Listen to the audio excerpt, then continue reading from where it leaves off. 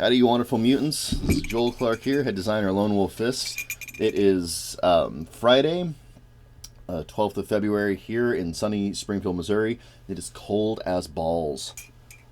It is super cold. I have all the heaters on in my house, which is that background noise you're hearing. And it is still so cold that I have my full winter dress on in addition to that. It's really cold.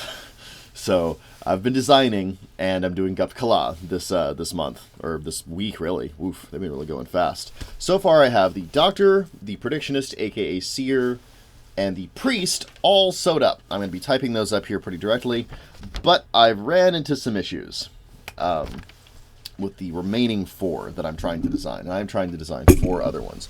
Those being Warrior, Courtier, Sorcerer, and Scientist. I'm not actually certain about Scientist yet. The intellect chart already kind of lets you make high-tech, so science is supposed to be like zany, super high-tech stuff. But there's a lot of reasons that might cause issues. Like, excuse me. Like, in terms of what you want science, super science to accomplish, a lot of it's cheats and shortcuts to things I want to be challenges that you have to interact with. And so saying that you can skip that content is kind of sucky, you know. I'm not a huge fan of that. So I may have to rethink that one. But maybe not. It really depends on what it is that I just determine that it needs to do. Sorcerer shouldn't be too tough. Sorcerer is going to be summoning demons and opening up hell mouths and stuff like that. So, you know, speaking with the dead and bringing corpses back to life to serve you. You know, really good evil sorcerer stuff. So I'm not super worried about sorcerer. It feels like that has enough tricks. But I'm worried about warrior a lot. And I'll tell you why.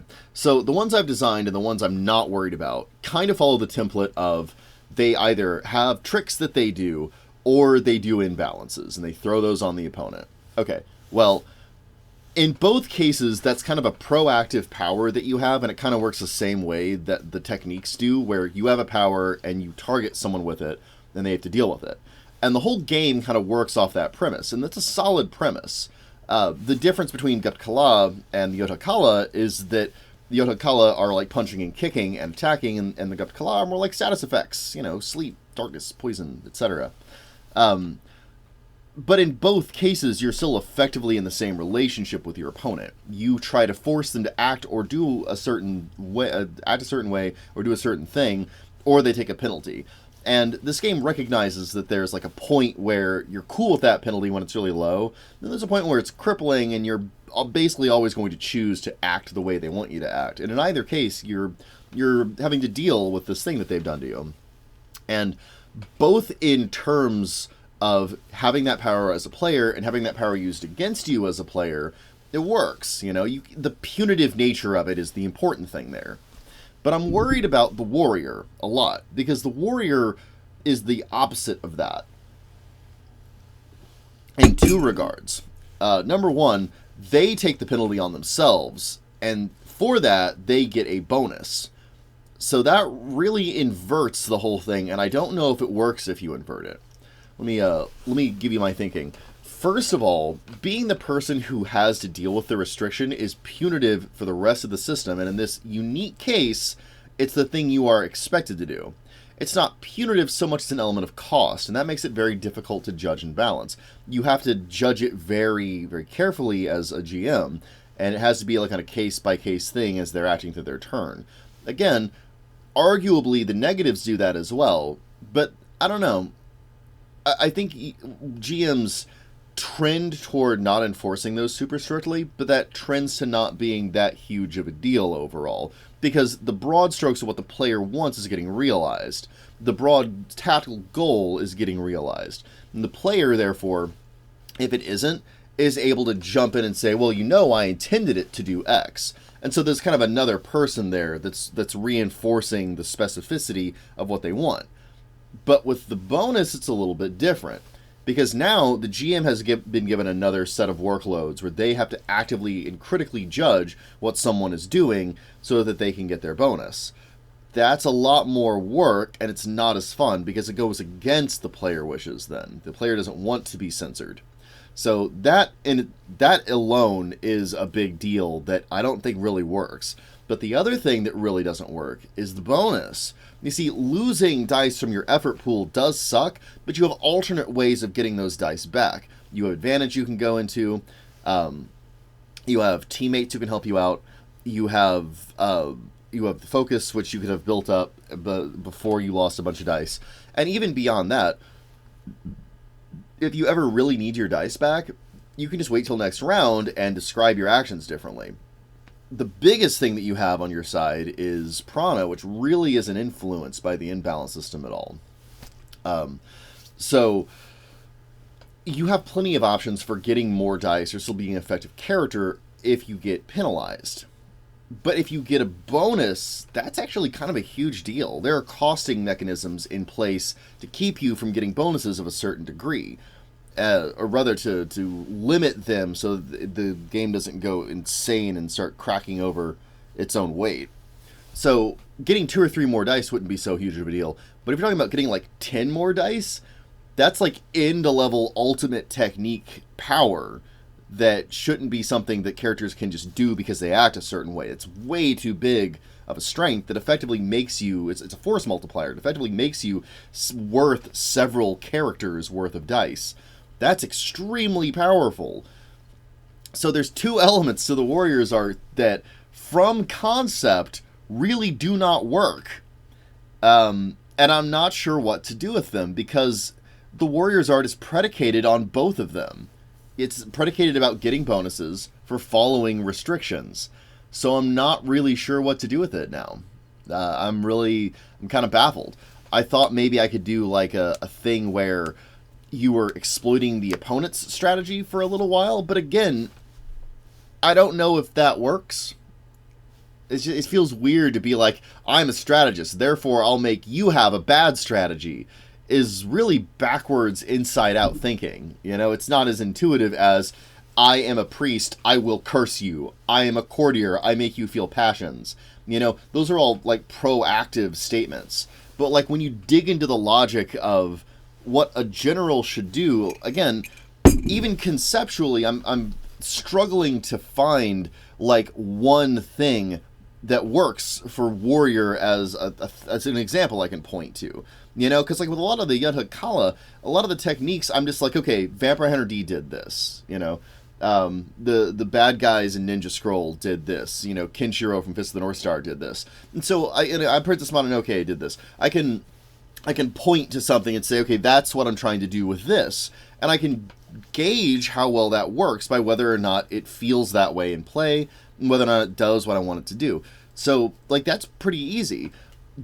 And I can do that to some extent with, like, Courtier, because you can find examples of charismatic characters who, like, argue their way into changing someone's mind. Or priests are a really easy example to find. You can just go to Inuyasha, and, like, everyone's a priest in that. And they throw prayer strips, and they seal demons away, and they have little magic tricks they do, and prayers, and sutras, and mudras, and, like, they do priest stuff. And you can just point to it and be like, yeah, I want to do that. That's what I want to do. But when it comes to the art of the warrior, or the art of the general, as I had originally conceived of it, I don't really have one example where I'm like, see, that dude, that's who I'm trying to do. I mean, I guess you could go with, like, some of the bad guys, or even some of the good guys in Avatar: The Last Airbender. Like, let me see, what's a good example of a really smart guy? I can't remember anybody's names in that show. It's a good show, I'm just not great with names. Oh, Calamity. Can't remember his name now. Anyway, my favorite character, whose name I've forgotten, it's Katara's brother, whose name I can't remember now. That's going to drive me crazy. It's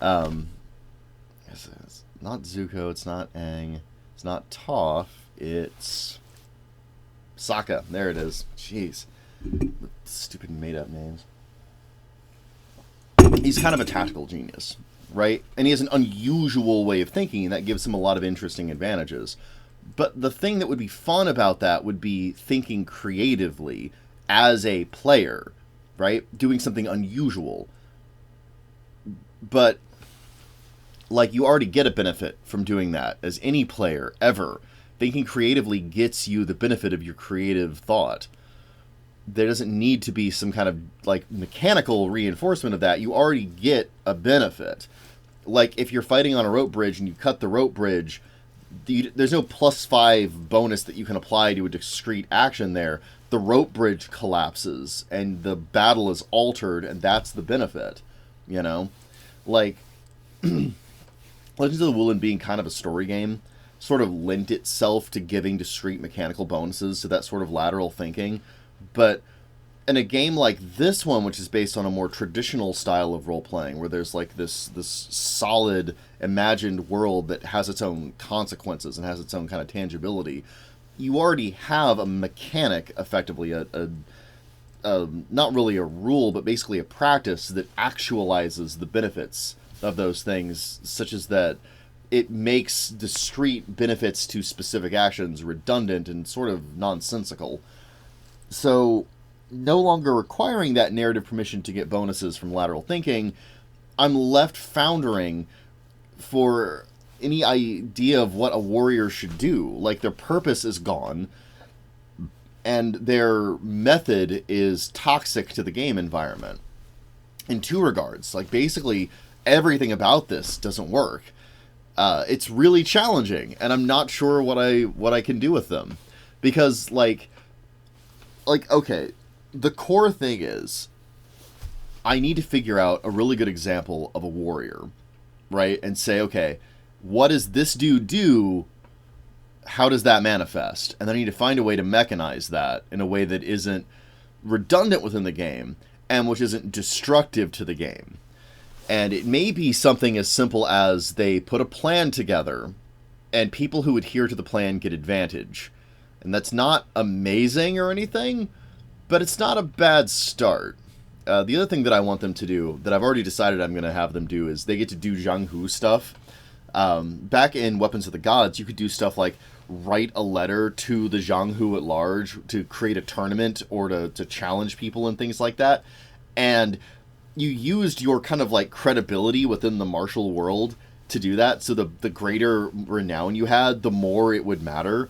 And I want to have a mechanic for that warriors get to do. I want them to be the guys that are like super like gung-ho about the martial world. So, okay, I guess that's a good start then, isn't it? I had to sort of brainstorm this out. I hope you guys don't mind me doing that. Anyway, I'm going to get back to them. Oh, I didn't mention the courtier. That's the other one I've been working with. I have no worries about them at all. The courtier is going to be great. They're going to have the same stuff where they cause imbalances, and they're going to have the ability to mess with entire societies at the same time. So look forward to that. Okay, I'm going to get to writing the warriors art, and then I'm going to type these up so you guys can enjoy them. Asta.